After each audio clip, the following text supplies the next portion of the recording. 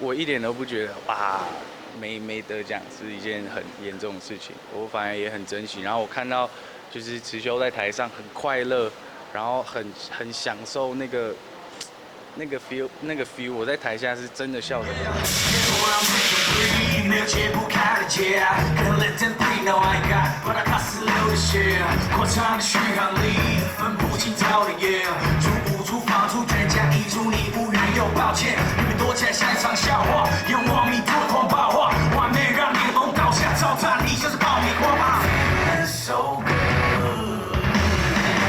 Every time I know I'm getting better, I let them know 我还是站着不好的。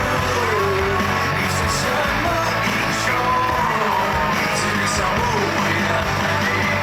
Every time I know I'm getting better, I've been around for years, 你们都还没醒。你是什么英雄？是你少误会了。一直想哭，只想哭，只想哭，一直想哭，只想哭，只想哭。来源是什么呢？因为我希望我写的时候会让玩家们有共鸣，所以我有上网做一些功课，然后我有问一个很专业的实况组，他给我很多建议这样子，对，所以就是往狂战士的背景故事去写。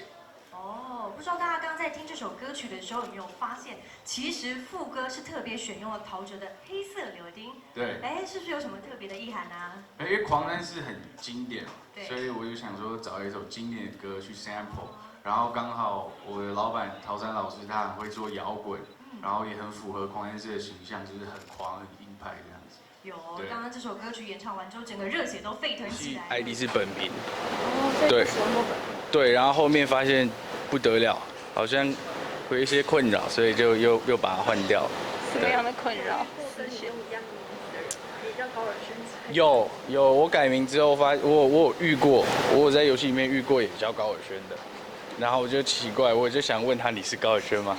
对，但我没有问。但我心情说真的，我没有，我不觉得有一点沮丧，因为我觉得去年的成绩已经远远超乎我想的那样了，我已经觉得已经够好了，对，所以我一点都不觉得哇没得奖是一件很严重的事情，我反而也很珍惜。然后我看到就是池修在台上很快乐，然后很享受那个 feel，我在台下是真的笑得很开心，因为我觉得那一份感动是很难得的，对，在这个音乐圈里面，其实久了那种让你难以忘怀的感动是真的是蛮难的。会把这游戏介绍给那一天一起吃饭的那位朋友吗？